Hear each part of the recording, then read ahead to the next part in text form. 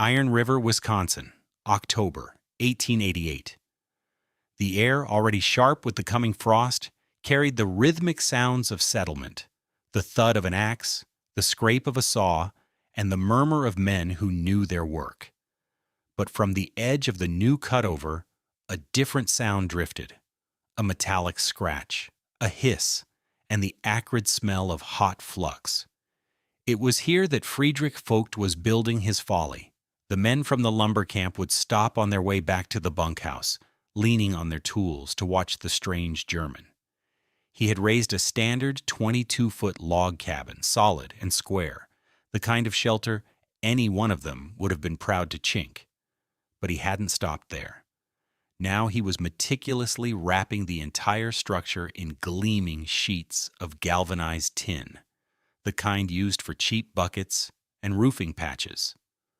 Mortimer Crenshaw, the lumber camp timekeeper, a man whose life was ruled by ledgers and straight lines, shook his head, a wry smile playing on his lips. "Look at that," he said to a knot of sawyers, his voice carrying easily in the crisp air. "Vogt's building himself a sardine can." Laughter followed, rough and easy. The men saw a waste of money and a profound misunderstanding of a Wisconsin winter. Logs needed to breathe, they said. That tin would sweat on the inside, rot the wood before the spring thaw. It was foolishness, plain and simple. Another case of an immigrant bringing old-world ideas that had no place in the brutal reality of the northern forests. Vogt, hearing them, never turned. He just wiped a line of solder with a damp rag, watching the seam cool to a dull, perfect silver line, impervious and absolute. He was not building a wall of logs, he was building a defense, and the mockery of men who had not yet felt the true teeth of the cold was just another sound in the wind. What did this German sheet metal smith, this Klempner from the Schwarzwald, understand about the physics of vapor and the true nature of insulation that the most experienced log builders in the upper Midwest had missed entirely? The answer to that question would be written across the landscape in ice and agony, in survival and sorrow, before the winter was through. It was a lesson that would change how people built their lives in this unforgiving country. And if you stick with me, I promise you will learn the fundamental principle of thermal dynamics that Friedrich Vogt carried in his hands. A principle that is the very foundation of modern building science today. Let me know in the comments below, what's the strangest, most counterintuitive solution you've ever seen that actually worked? If you appreciate stories of quiet ingenuity and the triumph of practical knowledge, consider subscribing to this channel. Your support allows us to uncover more forgotten histories of frontier innovation. Friedrich Vogt was not a carpenter. He was not a logger or a farmer. He had never hewn a dovetail joint or read the grain of a pine log to predict its split. In his homeland, the Black Forest of Germany, he was a Klempner. His hands knew the language of metal, not wood. They understood the precise angle for a copper flashing to shed a century of rain, the exact heat needed to sweat a zinc gutter joint into a single, seamless channel. His world was one of standing seam roofs, designed to withstand the driving, wet sleet of the high alpine passes, of soldering irons and charcoal braziers, of mallets that shaped without breaking. He thought not in terms of mass and bulk, but of skins and seams. He had come to America with his wife Anneliese and their two small children, Klaus and Marta, seeking land and a life defined by their own labor. They arrived in Wisconsin the previous autumn, full of hope that curdled into a cold, hard knot of fear during their first winter. They had spent it in a hastily erected cabin, a structure considered perfectly adequate by local standards. But adequacy, Friedrich quickly learned, was a word that meant something different at 10 degrees above zero than it did at 30 below. That first winter had been a relentless education in the physics of misery. He learned that cold was not a passive state, but an active, invasive force. It found every flaw. He remembered the beard ice, the frozen condensation from their own breath, growing so thick on the inside of the door that when he pulled the leather latch strap one morning, it snapped with a crack like a gunshot. He remembered dipping a ladle into the water bucket and having the frozen metal handle pull a patch of skin from his wet thumb, leaving a raw, weeping wound that refused to heal for a week. He remembered the night the cold was so absolute, the metal of the stovepipe contracted so violently that the flue damper rang shut on its own hinge with a mournful clang that woke them all from a shivering sleep. Annalise had spent most of that winter huddled by the stove with the children, wrapped in every blanket they owned, their faces pinched and pale. Friedrich had vowed, with a quiet intensity that was his nature, that they would never endure such a winter again. His family's survival was not a matter of opinion or tradition. It was a problem of engineering. The problem, as Friedrich saw it, was not the log cabin itself. The conventional wisdom was sound as far as it went. A thick log wall was a decent barrier against the cold. The failure was more subtle. The true enemy wasn't just the temperature, it was the moisture the wind carried. In Iron River, the standard cabins, like the one belonging to the O'Malley family next to the creek, or the Svensons on the rise, all suffered the same fate. Their owners were engaged in a constant, losing battle against infiltration. The wind, carrying microscopic ice crystals and damp air, was a relentless engine of heat transfer. It didn't just blow around the cabin. It blew through it. It forced its way into the chinking between the logs. No matter how carefully it was packed with mud and moss, every gust of wind was a pump, pushing warm air out and dragging frigid, damp air in. But the greater crime, the one Friedrich understood with the certainty of his trade, was what that moisture did to the logs themselves. A dry log is a magnificent insulator. Its cellular structure is full of tiny, trapped air pockets, and still air is one of the best insulators there is. But when wind forces dampness into the wood fibers, those air pockets fill with water. Water, compared to air, is a thermal superhighway. A log with a moisture content of 30% loses nearly 3/4 of its insulating capacity. It ceases to be a barrier and becomes a bridge, actively conducting the precious warmth from inside the cabin out into the frozen landscape. The settlers were living inside walls that were betraying them, wicking away the heat from the very fires they were so desperately feeding. They saw the symptom, the need for more wood, always more wood, but they did not see the cause. They were trying to heat a house with a wet sponge for a wall. Friedrich watched them, saw the strain on their faces, the ever-dwindling wood piles, and knew their approach was wrong. They were fighting the cold. He intended to seal it out. His project began in late September. First, he covered the entire log structure, from the stone foundation to the roofline, with sheets of thick, tarred building paper. He overlapped each sheet by a full 6 inches, creating a continuous, dark sheath. The neighbors saw it as a strange, funereal shroud. Friedrich saw it as the first layer of defense, a simple barrier to block the worst of the wind. Then came the tin. He had spent a significant portion of their savings on crates of 2-foot by 8-foot galvanized sheets, delivered by wagon from Duluth. He worked with a quiet, methodical precision that baffled the onlookers. He hung the first sheet, ensuring it was perfectly plumb. The next sheet overlapped the first by exactly 1.5 inches. This was the seam, the crucial element. Using a small charcoal brazier to heat his soldering irons, he set to work. He would clean the edge of the metal, apply a smear of acidic flux that hissed and smoked, and then draw the hot tinned point of the iron down the length of the seam.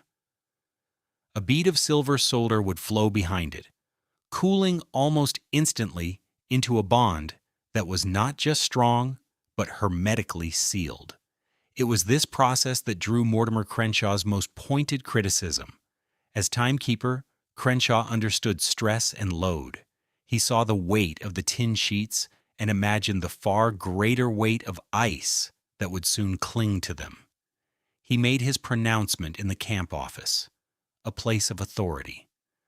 "He's wasting his time and his silver," Crenshaw declared to anyone who would listen. "That solder is for patching buckets, not holding a wall together. Come the first good ice storm, the weight of it will pop those little seams like buttons off a shirt.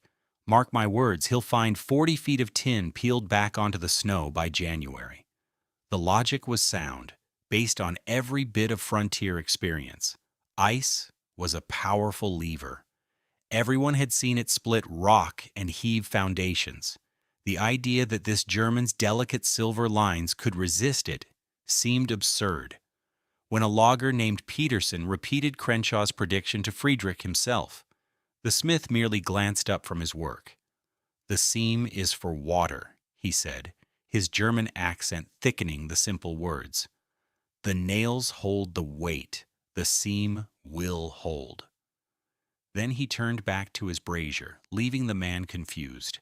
The mockery lasted through October. The validation would last a lifetime. To understand the genius of what Friedrich Vogt was doing, you have to understand the three ways heat moves: conduction, convection, and radiation. The settlers understood conduction. They knew a thick wall was better than a thin one. They had a rough, intuitive grasp of radiation. They knew to stand near the stove to feel its warmth. But they fundamentally underestimated the role of convection, specifically the movement of air, and its accomplice, moisture. The problem wasn't the cold. The problem was the air that carried the cold, and the water vapor that air carried with it. A cubic foot of air at 30 degrees Fahrenheit is a tiny, insignificant thing. But billions of them, driven by a 20-mile-per-hour wind, represent a massive and continuous theft of heat. This is convective heat loss. The standard log cabin, with its thousands of tiny, invisible gaps in the chinking, was a sieve for air. The settlers felt it as a draft, a cold spot, a flicker of the candle flame. They were trying to warm a room that was constantly being flushed with new, frozen air. Vogt's tin skin addressed this head-on. The lapped, soldered seams created a building envelope that was, for all practical purposes, airtight. Air simply could not move through the wall. He had eliminated convective heat loss at a single stroke, but that was only half the equation. The more critical achievement was controlling moisture. As we discussed, a wet log is a poor insulator. The scientific measure for insulation is R value. A dry, seasoned pine log has an R value of about 1.4 per inch of thickness. An 8-inch log wall, therefore, should have an R value of around 11. But when that same log becomes saturated with wind-driven ice and moisture, its R value can plummet to less than 3. The wall effectively stops being an insulator. Vogt's tin sheathing was a perfect vapor barrier. It presented an impenetrable face to the wind. No moisture could reach the logs. The tar paper beneath it was a secondary barrier, and the half-inch air gap between the paper and the tin provided a final, crucial buffer. The logs of his cabin would remain bone-dry all winter long, preserving their maximum natural R value. While his neighbors were living inside cold, damp conductors, Friedrich Vogt's family would be sheltered by a warm, dry insulator. He hadn't just wrapped his cabin in metal. He had locked its insulating power in and locked the weather out. He had built a fortress not of strength, but of integrity, one perfect, unbroken seam. That November, the winter came not as a gradual decline, but as a sudden, brutal assault. A weather pattern the old-timers called a northern forest inversion settled over the region. For 11 straight days, the temperature never rose above 30 degrees below zero. At night, it plunged to 34 degrees Fahrenheit. There was no wind, no snow, just a dead calm, heavy cold that pooled in the cutover like a physical substance. The silence was absolute, broken only by a sound that terrified newcomers: the sharp crack of pine trees, their sap freezing and expanding with such force that the trunks split open. The sound was like a rifle shot, and it echoed through the 2 a.m. darkness, waking men in their bunks and reminding them of the immense, indifferent power of the cold. For the families in the Iron River settlement, it was a siege. Life contracted to the small circle of warmth around the wood stove. The daily task of survival became a grim calculus of fuel against time. The O'Malleys burned through a cord of wood in 4 days, their children huddled together, coughing in the drafty air. At the Svensons, the windows were thick with a frost so opaque it turned noon into twilight. They hung blankets over the doorways, but the cold still crept in, a palpable presence. Mortimer Crenshaw, in his well-built timekeeper's office, kept his stove glowing cherry red, yet the ink in the well on his desk froze solid. He had to thaw it on the stovetop every hour to make his entries. The camp was in a state of quiet, desperate hibernation, but inside the tin-wrapped cabin, a different reality unfolded. The cold was a distant fact, not an immediate threat. Friedrich had to feed his small stove, but only a few logs at a time. The heat, once generated, stayed. It radiated from the stove and was held by the dry, efficient log walls. The air was still and calm. There were no drafts. The windows had only a delicate filigree of frost at the very edges, and through the clear centers, they could watch the frozen world outside. Annalise baked bread, and the warm, yeasty smell filled the small space, a smell of life and normalcy that had vanished from every other home. The children, Klaus and Marta, sat at the small wooden table, drawing on a slate with their bare hands, their fingers nimble and warm. Friedrich, watching them, felt a profound, quiet satisfaction. His hands, which had known only metal, had built a sanctuary of warmth from a principle as simple and unyielding as a soldered seam. The breaking point for the camp came on the 9th day of the inversion. A young French-Canadian timber beast named Baptiste, working a far section, had gotten his hand caught between 2 logs.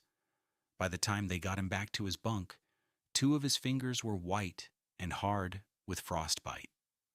The camp foreman, a practical man named Sullivan, knew that without immediate care, the boy would lose them. The only person in camp with any medical supplies beyond whiskey and bandages was Crenshaw, who kept a stock of ointments and salves for injuries. Sullivan dispatched the timekeeper at dawn. "Mortimer, take the frostbite ointment to Baptiste's cabin, and be quick about it. The boy's in a bad way." Crenshaw bundled himself in layers of wool and canvas and stepped out into the crushing cold. The air was so frigid it felt sharp in his lungs. His route took him past Friedrich Vogt's property. As he trudged through the deep powdery snow, he saw the familiar shapes of the settlement's cabins, each one looking like a natural feature of the landscape, bearded with a thick white coat of hoarfrost. The frozen breath of the families inside, combined with the microscopic humidity of the air, had condensed on the cold log walls, creating a crystalline shell 3 inches thick. It was the mark of a Wisconsin winter, a sign of a house fighting a losing battle with the cold. He braced himself for the sight of Vogt's cabin, expecting to see his prediction made real. He imagined the tin sheets sheathed in a monstrous armor of ice, the seams groaning, perhaps already split open. What he saw instead stopped him in his tracks. The tin cabin was clean. Under the pale dawn light, the galvanized metal was bare, a dull gray against the white snow. There was no ice, no frost, not even a dusting of rime. It stood stark and artificial, utterly untouched by the phenomenon that had coated every other structure in the camp. He approached it slowly, a sense of disbelief warring with the evidence before his eyes. It made no sense. This metal skin should be the coldest thing in the forest, a perfect surface for frost to grow upon. He reached out a gloved hand, then hesitated. He pulled the glove off with his teeth, his bare skin stinging in the air. He expected to touch a surface so cold it would instantly bond to his flesh. He laid his palm flat against the tin at chest level. The sensation was a shock. It was not warm, not like the stove back in his office, but it was not the biting, aggressive cold of frozen metal. It was merely cool, a neutral temperature like a stone pulled from a cellar. It was dry. He ran his hand over one of the long vertical solder seams. It was smooth, perfect, and just as free of frost as the rest of the wall. He pressed his ear to the tin and heard nothing, only a profound silence. No whistle of wind, no creak of struggling wood. Then he saw the final, irrefutable proof. On the windowsill, visible through the clear glass, sat a simple ceramic bowl.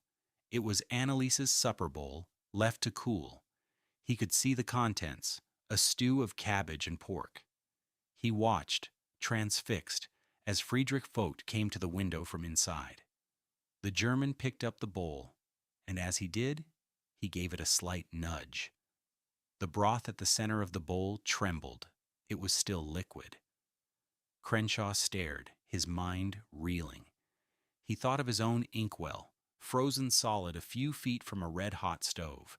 He thought of the stew in Baptiste's cabin, which he knew would be a frozen quoit of ice and meat that you could hold up by the bone sticking out of it. And here, on an exposed windowsill at 34 degrees below zero, was a bowl of soup that was still soup. In that moment, Mortimer Crenshaw understood. The mockery, the confident predictions, the certainty of his own experience. It all collapsed into dust. He wasn't looking at a foolish mistake. He was looking at a masterpiece. He delivered the ointment to Baptiste, his mind elsewhere. Later that day, after the sun had risen to its useless perch in the white sky, he walked back to Vogt's cabin. Friedrich was outside splitting a few logs from his modest woodpile. He worked with an unhurried, efficient rhythm. Crenshaw stood for a moment, just watching. The German looked up and nodded, his expression impassive. "Vogt," Crenshaw began, his voice raspy, "I was wrong." It was a difficult admission for a man like him. "I told everyone your seams would fail, that your cabin was a joke." Friedrich simply stacked a piece of wood. "It is not a joke." "No," Crenshaw said, shaking his head. "It's not." He looked at the stark metallic walls, seeing them now not as a container, but as a boundary. He searched for the right words to capture the revelation he'd had. He thought of the thick, frosted walls of his own office, walls that felt heavy and suffocating. Then he looked at the clean, sharp lines of the tin. "I thought you built a tin can," Crenshaw said, his voice quiet with awe. "But I was wrong. You didn't build a wall. You built a dry sky around your house." The conversion of Mortimer Crenshaw was as swift as it was total. He was a man of ledgers and facts, and the fact was that Vogt's family was warm and safe while others were suffering. His endorsement, delivered with the quiet authority of a man admitting a profound error, carried immense weight in the camp. He explained what he had seen: the bare metal, the liquid stew, and the laughter that had followed Friedrich all autumn died out, replaced by a grudging, then open, respect. When the great cold finally broke, families began to visit the Vogt cabin, not to mock, but to learn. Friedrich, a man of few words, would simply show them. He would point to the soldered seam, tap the dry tin, and then lead them inside to feel the calm, draft-free warmth. He explained in his simple, direct way that the enemy was not the cold, but the damp. "Keep the logs dry," he would say, "like a good roof. What the rain cannot get under, the cold cannot get through." The news of the German tin cabin spread through the logging camps and settlements of northern Wisconsin. That spring, it reached Milwaukee, and the ears of a pastor involved with the German Lutheran Hilfsverein, an aid society dedicated to helping new immigrants from the old country survive and thrive. The society was constantly battling the deadly ignorance of new arrivals who were unprepared for the ferocity of a Midwestern winter. They published pamphlets with practical advice on everything from planting seasons to treating frostbite. Intrigued, the pastor sent a representative, a young engineer, to Iron River. The engineer spent 2 days with Friedrich, sketching, measuring, and listening. He was astounded. Vogt had, with the simple tools of his trade, created a near-perfect building envelope, a concept that was decades ahead of its time. He returned to Milwaukee and drew up a formal diagram of Vogt's method: the lapped tar paper, the precise 1.5-inch overlap on the tin sheets, and the crucial technique for the lap-soldered seam.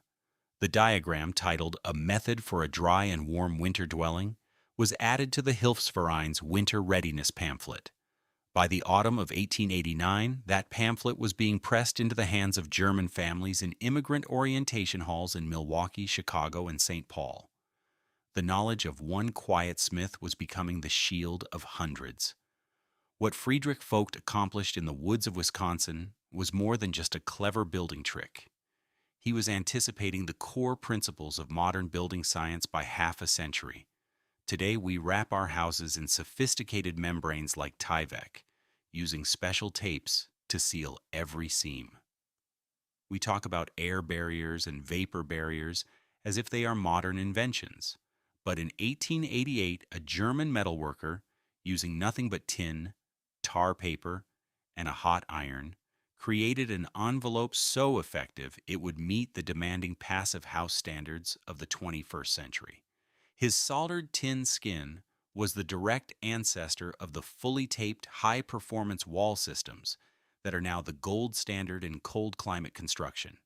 He didn't have the vocabulary of R values or dew points, but he had a deeper, more tactile understanding earned through his trade: the integrity of a seam. There is a profound lesson in Friedrich Vogt's story, one that echoes the simple theme he lived by. What the rain couldn't get under, the cold couldn't either. One seam sealed 2 seasons. His genius wasn't the invention of a new material, but the application of an old principle in a new context. He saw that the forces trying to drive water through a roof were the same forces trying to drive heat out of a wall. It was all a matter of infiltration. By focusing with absolute rigor on the integrity of the seam, he solved both problems at once. The frontier didn't reward credentials or tradition. It didn't care where you came from or what language you spoke. It rewarded what worked. And in the brutal winter of 1888, what worked was the quiet, methodical perfection of a man who knew that the strongest wall is not the thickest, but the one that is most perfectly sealed. Thank you for joining us for this story of frontier ingenuity. If you found this exploration of historical building science valuable, please consider liking this video and subscribing to our channel for more content that uncovers the forgotten wisdom of the past. Let us know in the comments if you've ever seen an old technique that outperforms a modern one. We read every one. Disclaimer: this video presents historically inspired reconstructions for educational and storytelling purposes. The characters, names, and specific events depicted are fictional, but the techniques and scientific principles are based on real historical practices. The application of any building technique today should be done in accordance with modern building codes, safety guidelines, and professional consultation. This content does not constitute professional, technical, or legal advice.